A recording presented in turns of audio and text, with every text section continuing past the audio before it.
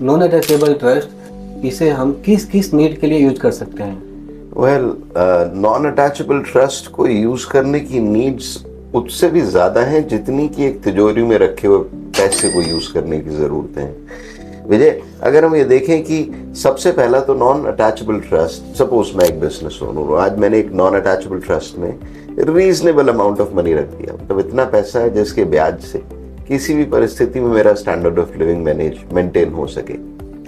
अब बेसिकली मैंने क्या किया, मान लो आज के 15 साल बाद मैं रिटायर होता हूँ और अपनी पूरी की पूरी बिजनेस को अपने बच्चों के हाथ में सौंप देता हूँ। अब उसके बाद पहली बात तो मुझे अपने बच्चों पे डिपेंडेंट नहीं रहना है कि मेरा स्टैंडर्ड ऑफ लिविंग रिटायरमेंट के बाद, मेरी और मेरी वाइफ का स्टैंडर्ड ऑफ लिविंग रिटायरमेंट के बाद इस ट्रस्ट के ऊपर जो ग्रोथ हो रही है, इस ट्रस्ट से जो हमें रेगुलर इनफ्लो आ रहा है, it can be in the form of pension और it can be in the form of survival benefit, उससे हमारा स्टैंडर्ड ऑफ लिविंग मेंटेन है। बच्चों के हाथ में बिजनेस में अगर कोई भूल भी हो जाए या सिचुएशन एडवर्स हो जाए, बिजनेस में लॉसेस हो जाए, तो भी हमारी जो एक ये बेसिक एसेट है, ये हर चीज से एकदम महफूज है, एकदम एब्सोल्युटली प्रोटेक्टेड है।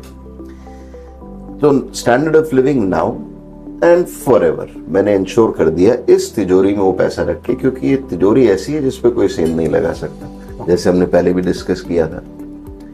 नाउ साथ में एक और चीज की, सपोज मेरे रहते there are some losses in the business and business becomes bankrupt, मेरे पास फाउंडेशन है, इस नींव में इतना माल है कि इस माल में से मैं कुछ माल निकाल के अपने बैंकरप्ट हुए बिजनेस की दोबारा से सीड फंडिंग कर सकता हूँ, दोबारा अपने पैरों पे खड़ा हो सकता हूँ। जिसका पहले मैंने आपसे एक एग्जांपल शेयर किया था, there was a Jain family in Chennai जिनकी बैंकरप्सी हुई थी, सारे अटैचमेंट्स आए थे, factories were sold for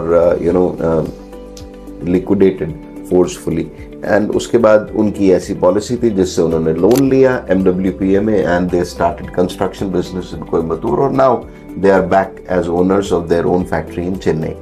so foundation, seed capital के लिए फाउंडेशन रहती है। एक बहुत अच्छा यूज है इसका सक्सेशन। अब जैसे आप ये देखिए कि अगर मैं आपसे ये सवाल पूछूं लीगली कि where there is a will, very good Vijay, so आप ये जानते हैं कि जहां भी वसीयत है वहां पे उस वसीयत का सत्यापन है या प्रोबेट है। अब जहां प्रोबेट है वहां झमेला होने का चांस है, परंतु MWPA में सपोज मैंने एक part of my asset which is liquid अपने बेटे के नाम पे या एक दूसरा पार्ट अपनी बेटी के नाम पे मैंने कर दिया और उन्हें बेनिफिशियरी बना दिया, तो इस एसेट के ट्रांसफर में कोई विल की जरूरत नहीं। इस एसेट के ट्रांसफर में कोई भी व्यक्ति किसी भी सिचुएशन में टांग नहीं अड़ा सकता, बिकॉज बेनिफिशियरी चेंज ही नहीं हो सकता। तो एक 100% अश्योर्ड सक्सेशन का एक जरिया है कि मैं किसे कितना पैसा देना चाहता हूं, पूरी तरह से फुल प्रूफ है, कोई उस पर किसी भी सिचुएशन में सवाल नहीं पूछ सकता। ये एक पावर है इस ट्रस्ट की, क्योंकि बेनिफिशियरी बदला नहीं जा सकता। दूसरा एक और केस मैंने लास्ट टाइम आपसे डिस्कस किया था कि सपोज एक बिजनेस ओनर है, उसके 2 बच्चे हैं, एक बच्चा प्रोफेशनल बन गया और दूसरा बच्चा मान लो बिजनेस ओनर की फैक्ट्री संभाल रहा है पिछले 10-12 साल से। अब आप मानोगे कि बिजनेस ओनर के टोटल एसेट्स में से शायद मोर देन 60, 70, 80%, 90% एसेट्स उसके बिजनेस में ही होते हैं। बाकी हाउस एंड प्रॉपर्टी और उसके इन्वेस्टमेंट मिला के शायद बाकी के 10, 15, 20% मैक्सिमम हो तो हो। अब ये बिजनेस ओनर चाहता है कि दोनों बच्चों को अपनी संपत्ति का बराबर बराबर हिस्सा देके जाए।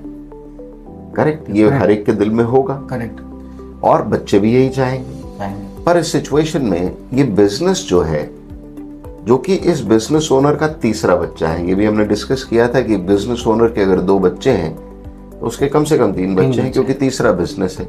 और ये तीसरा जो बिजनेस है, ये सिस्टम्स, प्रोसेसेस और डेलीगेशन के अभाव में हमेशा बच्चा रहता है।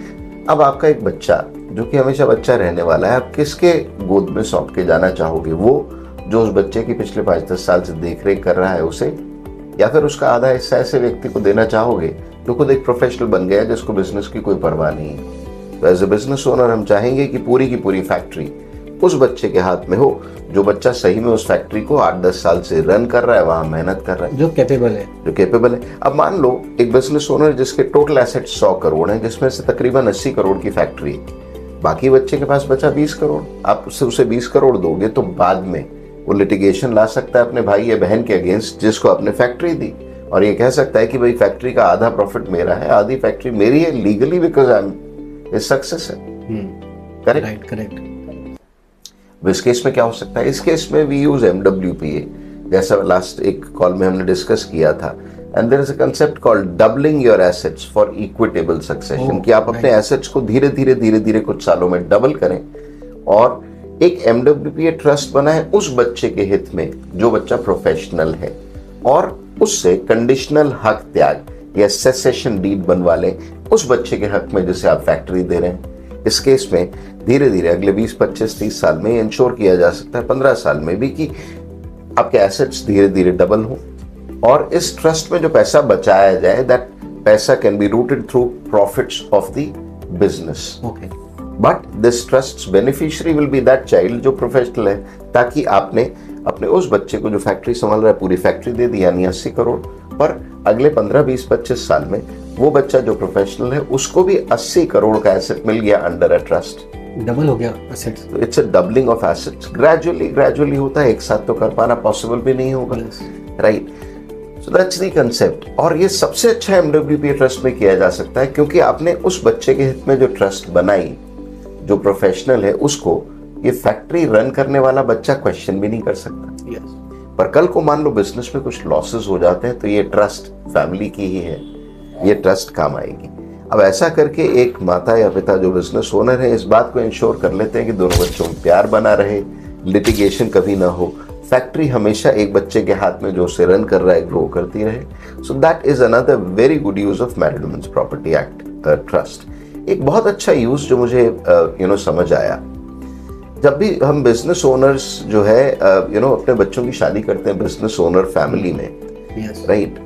एक केस मैंने देखा बड़ा सैडली कि जिस लड़के से उस बेटी की शादी हुई उस लड़के की 1 साल में डेथ हो गई।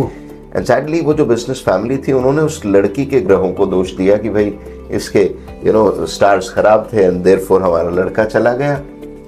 जो लड़की के फादर थे उन्होंने काफी ज्यादा डाउरी उस मैरिज में दी थी, परंतु आज वो लड़की जो है वो अपने ही घर में, उसके स्टेटस काफी खराब है, क्यों? क्योंकि उसके इन-लॉज उसे रिस्पेक्ट नहीं देते, उसके पास जरा भी फाइनेंशियल फ्रीडम नहीं है। अब आप सोचिए, मैंने उसके बाद काफी सारे लड़की के पिता जो है उनको सलाह दी कि कैसा रहेगा अगर जो नवविवाहित बच्चे हैं, उनकी बेटी और जिस लड़के से उसकी शादी हो रही है, वो उनके हित में, उन दोनों के फेवर में अगर एक गिफ्ट दी जाए जिसके साथ हम एक सब्सटैंशियल अमाउंट की married women's property act trust बनाए जिसकी बेनिफिशियरी सिर्फ और सिर्फ उनकी बेटी हो, क्योंकि MWPA ट्रस्ट में लाइफ एश्योर्ड तो सिर्फ बेटा ही हो सकता है, हस्बैंड हो सकता है, राइट? एंड बेनिफिशियरी बेटी हो, तो उस केस में मान लो बिजनेस बैंकरप्ट भी हो जाए तो भी बच्चों के पास एक सब्सटैंशियल एसेट है, आपने गिफ्ट के तौर पे दे दिया।